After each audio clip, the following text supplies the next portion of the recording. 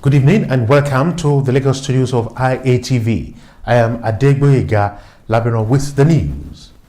More revelations have emerged in the ongoing battle between some principal officers and lecturers at the University of Lagos, Akoka, and the chairman of the governing council, Dr. Wale Babalaki. The registrar of University of Lagos, Oladejo Aziz, gave queries to some management workers and lecturers of the university.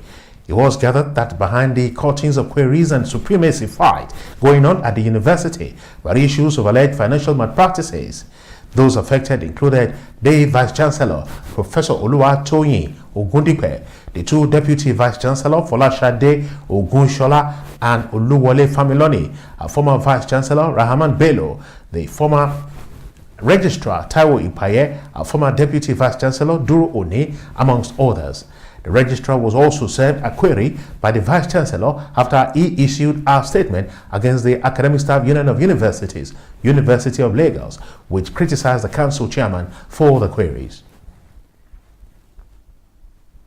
The Federal High Court in Lagos has further adjourned hearing on a suit seeking the permanent forfeiture of the sums of 2.4 billion naira allegedly belonging to wife of former President Goodluck Jonathan, Patient Jonathan, till May 24th.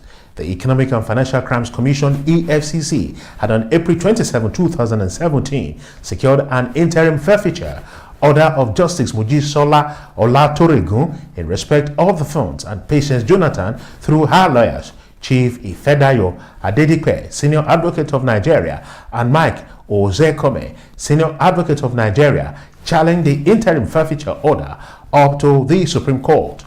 However, the Apex Court on March 15 rejected Patience Jonathan's plea that the interim forfeiture order be reversed and ordered her to return to the Federal High Court in Lagos to tell the judge reasons, if she has any, why the funds should not be permanently forfeited to the federal government. At the proceedings, counsel for the EFCC, Rotimi Oyedepo, sought time to react to the processes set on him by Patience Jonathan's lawyers in opposition to the forfeiture application. And now to Lagos State. Governor Akinwumi Ambode has attributed the relative peace witnessed in the state during his 4-year term in office to God's mercies and grace to the state. Governor Ambode made the observation during the 34th Synod of the Church of Nigeria, Anglican Communion, Diocese of Lagos. He thanked residents of the state for their peaceful coexistence, adding that Lagos recorded zero religious conflict in the last 4 years. And support that has yielded the peaceful coexistence and an atmosphere of love and brotherhood.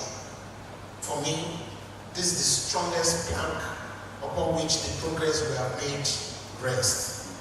It is also on record that no single religious conflict was recorded in the last 4 years. The peaceful coexistence of all religious sects is a testimony of our collective heritage in this state. The Assistant Bishop, Right Reverend Humphrey Olumakaye, commended the governor, describing him as an administrator with a patriotic drive who through hard work and grace rose to become distinguished.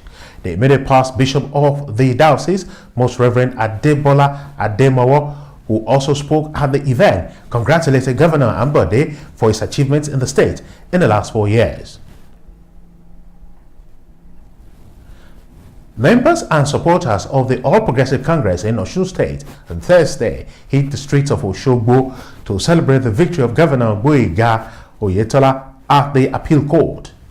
This is just as the state governor, Gboyega Oyetola, the company of members of his cabinet, left the Okefia government house to join the people in the celebration.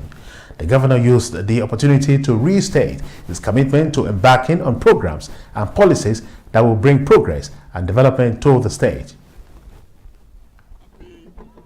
That they've returned victory to me. I'm happy they've confirmed that I won that election squarely. And the spontaneous reaction of the people is something that elates me.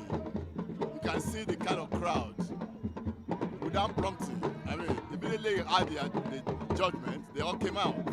This judgment has vindicated the fact that I won that election, and APC is the most popular party in Osun. They were also joined by other residents of Osogbo who shared in the joy of the reaffirmation of Governor Gboyega Oyetola and the APC's victory at the appellate court.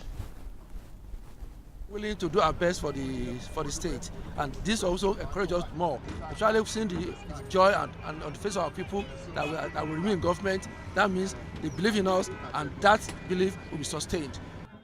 The judges that deliver this judgment now confirm that they are future Supreme Court judges, and Nigeria can vouch for their integrity. Nigeria can put their lives on line for their integrity. The crowd lining all the seats of Osogbo today shows that the people made their choice, and the choice has been sustained by the appellate court today. We must be peaceful. We must remain peaceful in this state.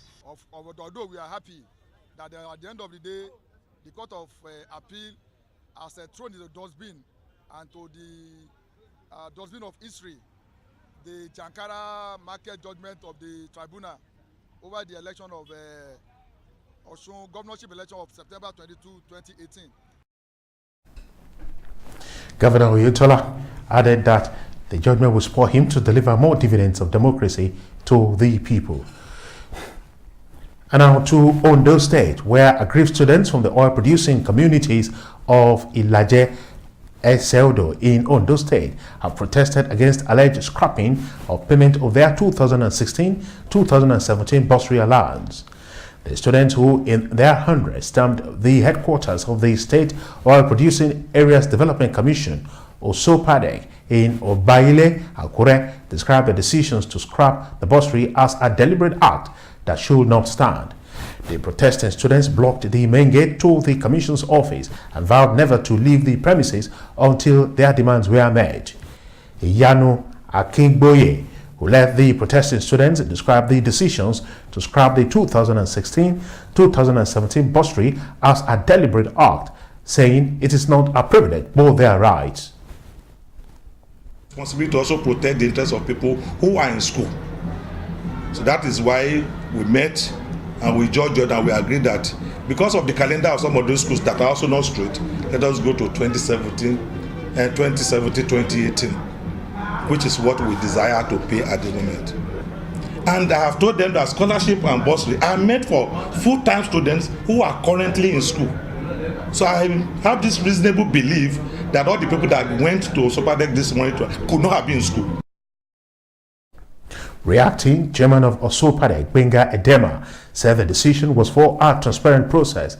He said most of the agitating students were no more in school, thus the payment of the bursary has been defeated. An intentional act to intentionally scrap 2016-2017 Osopadek bursary scheme. The onus run bandit lies on the Osopadek to prove beyond a reasonable doubt that 2016-2017 there are no more students. That is all. So they have no legal proof on it. So most of us, 2016-2017, we are still students. We need our money, we need our buses, it's our right, it's never a privilege. We need it. This is a compensation to our parents, and upon it they are not paid. Students claimed that they had engaged management of the commission in series of dialogue and meetings for payment of the bursary, but there has been no results yet.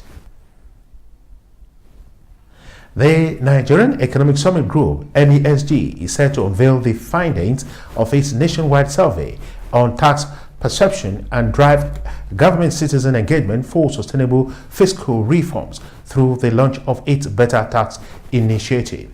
It seeks to create a platform for discourse between government and the citizenry that will reshape tax perception and transform tax from being perceived as a burden to a tool for socio-economic development. According to Dr. Sarah Alade, Chairman, NESG Fiscal Policy Roundtable, Project Better Tax is distinct from previous tax reform initiatives because it adopts a multi-pronged approach to easing the tax burden. The Director of Corporate Communications Department, Central Bank of Nigeria, Isaac Okoroafo, the interbank segment of the foreign exchange market has received a boost of $205 million from the Central Bank of Nigeria, CBN. Figures obtained from the Central Bank indicated that authorized dealers in the wholesale segment of the market were offered the sum of $100 million, while the small and medium enterprises (SMEs) segment received the sum of $55 million. The sum of $50 million was allocated to customers requiring foreign exchange for invisibles such as tuition fees, medical payments, and basic travel allowance (BTA), amongst others. Okoroafo, in confirming the transactions, disclosed that the effort of the bank had helped to stem fluctuations in the exchange rate. This, according to him, had increased the level of confidence investors and the public had in the Naira. At different times, Nigeria's economy had experienced recession, and at another time, Nigeria came out of recession. The concept of recession, according to analysts, can be closely linked with the total productive output in a nation and the population of the people in employment. At what point then can a nation be said to slide into a recession? IATV Business News spoke with an economic expert and started by asking for the definition of a recession. A recession is a situation in which in an economy you have two consecutive negative growth in your gross domestic product. The GDP is a measure of the value of final goods and services in the economy over a period of time, usually 1 year. So when you have this GDP, which is the gross domestic product, not growing positively, but growing negatively for 2 quarters consecutively. The first quarter, the GDP is, let's say, 100, then it becomes 98. It fell by 2%. The following quarter, it goes down again, let's say it becomes 97. So when you have the GDP shrinking, that is, the growth rate is negative, and it happens for 2 consecutive quarters, then the country has run into a recession. In view of too many issues relating to erratic power supply, high inflation, a high bank lending rate, and a high unemployment rate, many are of the view Nigeria as a nation deserves a restructuring.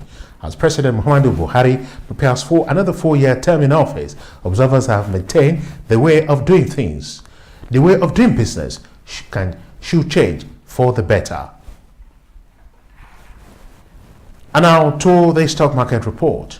Stockbrokers acting on the instructions of investors traded in a total of 215 million ordinary shares valued at 2 billion naira. When the closing bell rang, Access Bank PLC led the activity chart with 40.7 million ordinary shares valued at 283.5 million naira. Zenith Bank PLC came second on the activity chart with 28.6 million ordinary shares valued at 576.5 million naira. Stanbic IBTC Nigeria PLC topped the gainers chart with 20 kobo to close trading at 43 naira 70 kobo. Dangote Flour PLC came second with a 20 kobo gain to close at 17 naira. However, Julius Berger PLC led the pack of losers with a drop of 1 naira 90 kobo to close trading at 23 naira. Zenith Bank PLC dropped 45 kobo to close dealings at 20 naira. Osha Index closed today's trading at 28,896.25 points, all in a total of 5,646 transactions, while market capitalization came to a close at 10.86 trillion naira. And that's the size of our packet from the Lagos studios of IATV. I am Adegboyega Labero, thanking you for having stayed tuned, and now handing you over back to our studios in Ibadan for the next segment of the news. Good evening.